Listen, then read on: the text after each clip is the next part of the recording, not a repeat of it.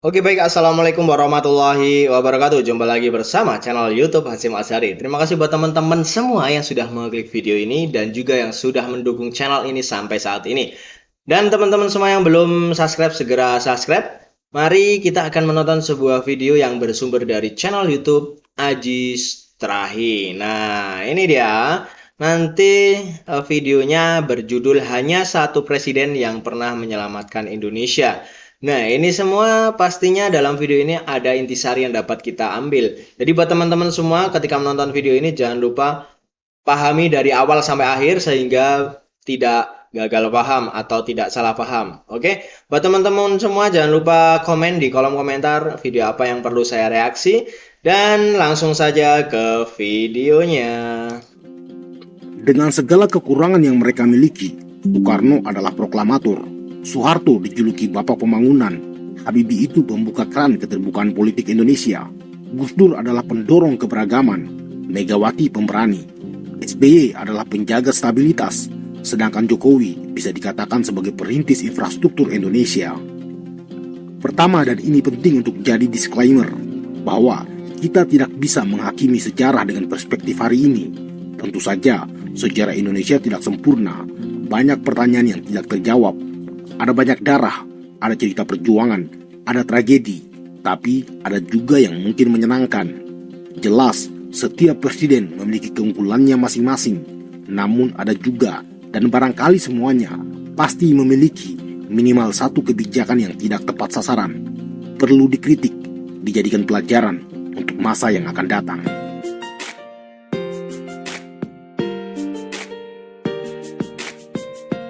Dalam setiap pemerintahan negara-negara manapun di dunia, termasuk Indonesia, setiap kebijakan yang diambil pasti mempertimbangkan dua faktor, yaitu faktor internal dan juga faktor eksternal. Bicara internal berarti kita bicara tentang situasi politik dalam negeri, termasuk pertarungan kekuatan-kekuatan politik yang mempengaruhi jalannya pemerintahan.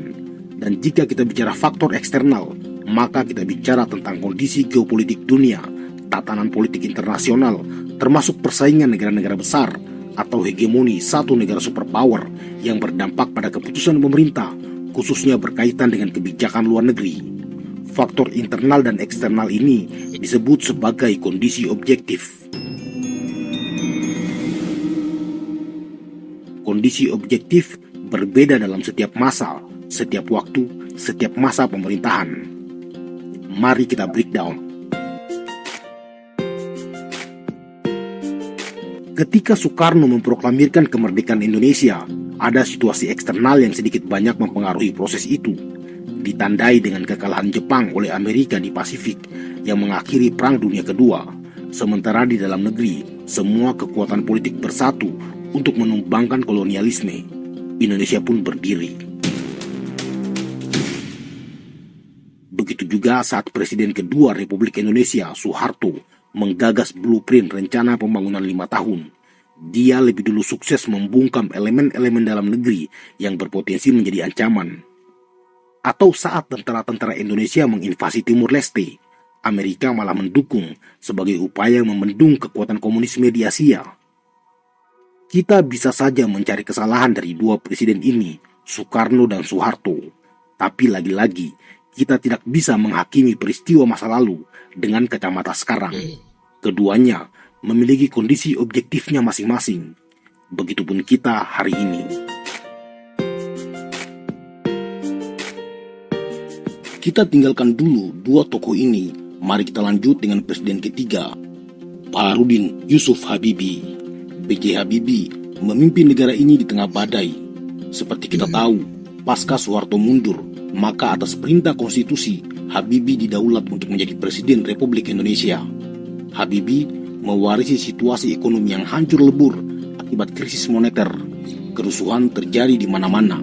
Negara ini bahkan hampir bubar. Namun dengan tangan dinginnya, dia sukses menstabilkan situasi. Kemudian Abdurrahman Wahid atau Gus Dur, Presiden keempat Indonesia ini, melanjutkan keterbukaan politik era Habibie. Gus Dur juga memperkuat dialog antar agama dan kebinekaan. Ia mendorong toleransi, keberagaman, dan menjaga harmoni dalam masyarakat Indonesia yang multikultural. Meskipun masa kepemimpinannya relatif singkat, beberapa kebijakan tersebut memberikan sumbangan penting dalam sejarah politik Indonesia. Salah satu kebijakan yang monumental di era Gus Dur adalah mencabut dui fungsi ABRI, yang secara otomatis menghapus peran militer dari perpolitikan Indonesia. Gus Dur lalu digantikan oleh Megawati, Presiden kelima Republik Indonesia yang juga satu-satunya perempuan yang pernah memerintah negara ini, setidaknya sampai saat ini. Beliau memperluas penegakan hukum yang syarat dengan korupsi, kolusi, nepotisme dengan menginisiasi berdirinya Lembaga Pemberantasan Korupsi atau KPK. Di masanya juga Mahkamah Konstitusi didirikan sebagai tonggak bagi demokrasi Indonesia yang modern. Megawati juga sukses menjalankan perintah konstitusi dengan menyelenggarakan pemilihan presiden langsung pertama kalinya dalam sejarah Indonesia. Pemilu 2004 yang dimenangkan oleh Susilo Bambang Yudhoyono atau SBY. Presiden ke-6 SBY memimpin Indonesia selama 10 tahun dan merupakan presiden pertama yang terpilih melalui pemilihan langsung. Beliau sukses menaikkan pertumbuhan ekonomi 6% per tahun. Dia juga mengadakan program-program pro-rakyat seperti bantuan langsung tunai, BOS, beasiswa, Jamkesmas, PNPM Mandiri, dan lain-lain. Di masanya juga, perjanjian Helsinki dicapai antara pemerintah Indonesia dan GAM yang mengakhiri konflik panjang di Aceh. SBY mengusung semboyan Million Friends Zero Enemy dalam kebijakan luar negerinya. Meskipun dianggap terlalu hati-hati, namun pemerintahannya sukses menjaga kepentingan Indonesia dalam kancah global. Kemudian Presiden ke-7 Republik Indonesia, Joko Widodo atau Jokowi, dikenal sebagai presiden yang sangat gencar menggenjot pembangunan infrastruktur dan perbaikan kawasan terluar negara ini. Beliau juga sukses menerbitkan undang-undang pemindahan ibu kota baru di Nusantara Pulau Kalimantan, sebuah terobosan spektakuler meninggalkan paradigma lama yang terlalu Jakarta sentris. Dia juga berhasil mengembalikan penguasaan aset-aset negara yang bertahun-tahun dikuasai asing, seperti Blok Rokan di Sumatera Utara yang dikuasai Chevron sejak Indonesia belum merdeka. Kini wilayah tersebut kembali ke tangan pemerintah dan dikelola oleh BUMN. Jokowi juga mengambil alih kepemilikan saham mayoritas tambang emas Freeport di Papua. Dari tangannya, konektivitas antar pulau diperkuat dengan pembangunan dan pengembangan pelabuhan, jalur kereta api, bandar udara. Begitu pula dengan transportasi massal modern di perkotaan seperti LRT dan MRT. Tapi yang paling penting adalah bagaimana pemerintahannya mampu menjaga stabilitas ekonomi di tengah gejolak dunia, baik oleh perang Rusia-Ukraina, perang dagang Amerika Serikat dan Cina, serta bagaimana dia sanggup menekan resesi ekonomi di tengah gejolak pandemi COVID-19. Itulah daftar Presiden Republik Indonesia dari Soekarno hingga Joko Widodo. Wow, rangkumannya sangat luar biasa ya. Jadi sampai di sini teman-teman ini kira-kira sesuai atau enggak nih beritanya ya yang dibuat oleh Aji Strahi? Silahkan nanti boleh komen di kolom komentar ya. Sebelum kita lanjut ke video berikutnya ya teman-teman ya. Oke, kita lanjut ke selanjutnya. Tentu saja, kalian pasti memiliki preferensi masing-masing dalam melihat siapa Presiden Indonesia yang paling kalian sukai atau kalian tidak sukai. Lagi-lagi, kita tidak bisa menghakimi sejarah dengan perspektif hari ini. Ada kondisi-kondisi yang tidak bisa kita samakan. Namun dalam video ini, kami akan memberikan satu nama presiden yang menurut kami salah satu yang terbaik.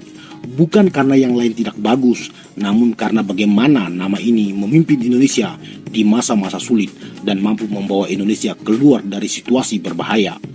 Dan nama itu adalah Baharudin Yusuf Habibie, Presiden Republik Indonesia ketiga yang jarang mendapat ekspos. Bagaimana menurut kalian teman-teman ya? Habibie memimpin Indonesia tidak sampai 2 tahun, namun beberapa kebijakannya membawa perubahan signifikan terhadap politik dan ekonomi dalam negeri. Saat krisis moneter melanda, Indonesia merupakan negara yang paling berdampak.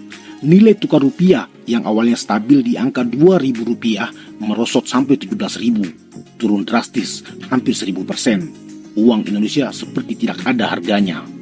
Demonstrasi juga terjadi di mana-mana, bahkan gedung parlemen dikuasai mahasiswa. Kerusuhan rasial yang menghancurkan image Indonesia juga terjadi. Negara ini terancam bubar. Orde Baru pun akhirnya tumbang. Habibie naik sebagai presiden. Mewarisi situasi sulit tersebut, Habibie tidak gentar. dalam masa 1 tahun 5 bulan masa kepemimpinannya, apa yang dia capai? US dollar yang angkanya mencapai 17.500 dipaksa turun sampai 6.500. Harga-harga mulai distabilkan, situasi keamanan dipulihkan. Indonesia keluar dari krisis dengan selamat.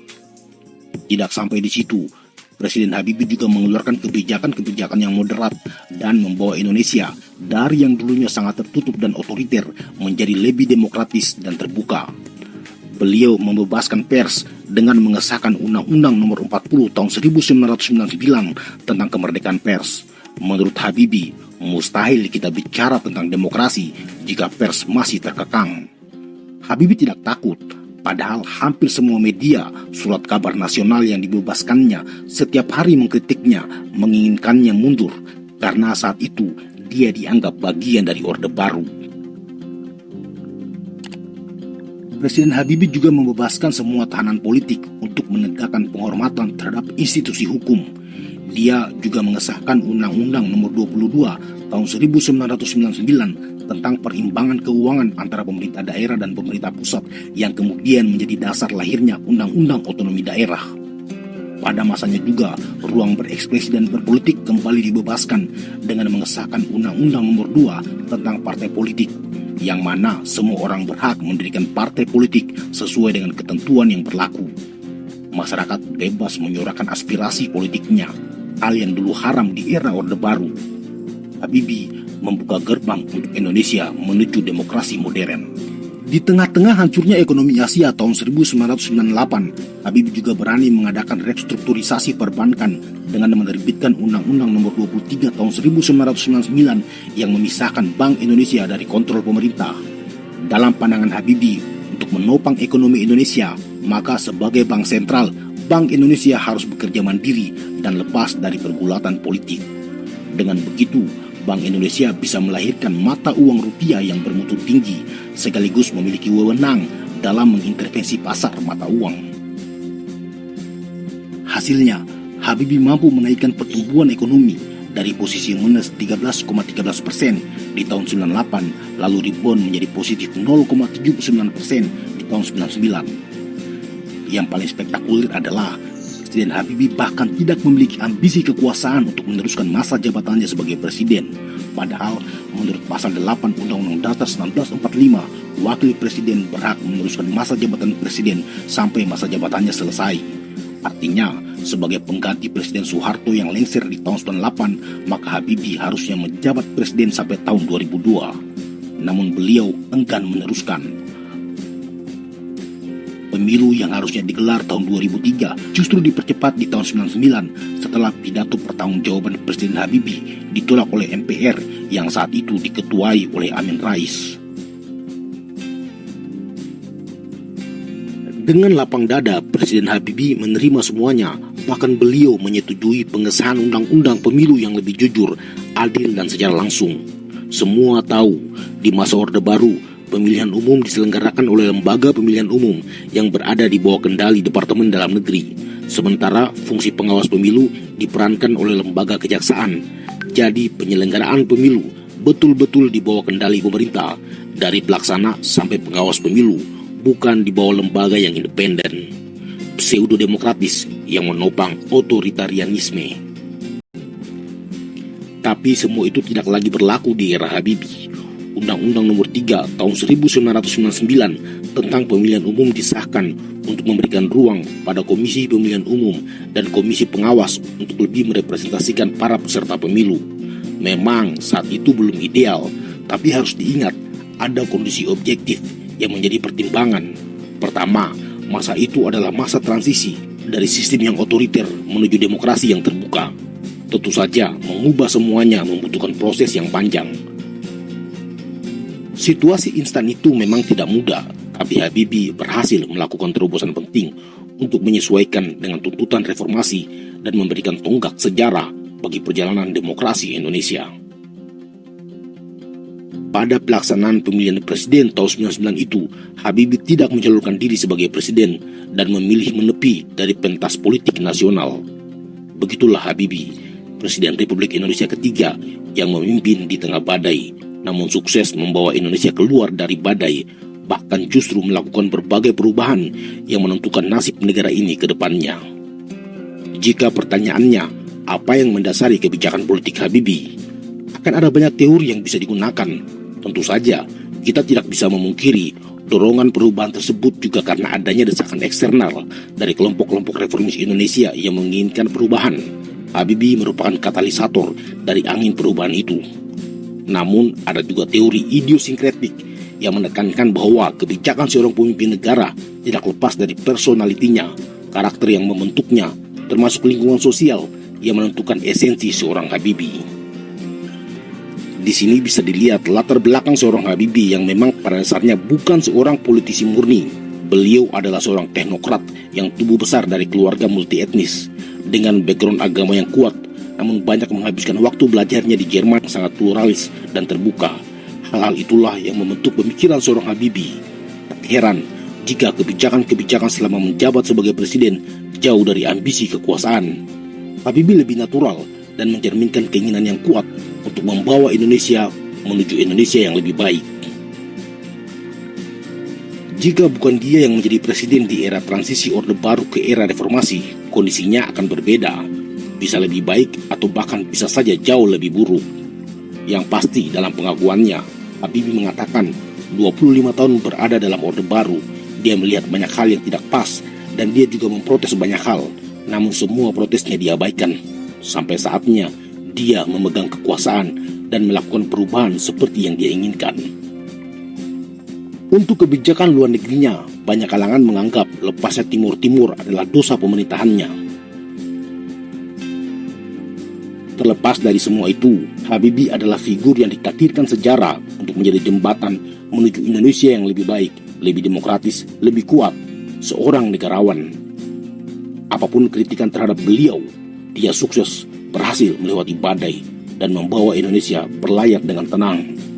Dia meletakkan dasar-dasar yang kuat bagi Indonesia hari ini. Begitu menurut pendapat kami. Lagi-lagi, bukan berarti yang lain tidak lebih baik. Semua punya kondisi objektifnya masing-masing. Barangkali kita beruntung memiliki Habibie di era transisi 1998 yang bersejarah. Nah, selesai juga teman-teman ya. Nah, itu tadi adalah pendapat dari admin YouTuber Aji Strahi. Nah, jadi setiap orang punya pendapat masing-masing ya teman-teman ya. Untuk teman-teman semua boleh berpendapat menurut channel YouTube Aji Strahi itu menurut kalian gimana gitu kan. Menurut kalian apakah pas atau tidak, atau ini hoax atau bukan, silahkan kalian komen di kolom komentar. Tapi untuk kontennya bagus lah ya. Jadi ini membuat penonton itu tertarik untuk melihat video ini sampai akhir gitu ya. Baik teman-teman semua, jangan lupa subscribe channel YouTube Aji Strahi dan juga channel YouTube Hasyim Asyari teman-teman ya. Jangan lupa subscribe, like, comment, and share. Dan terima kasih atas waktunya. Wassalamualaikum warahmatullahi wabarakatuh.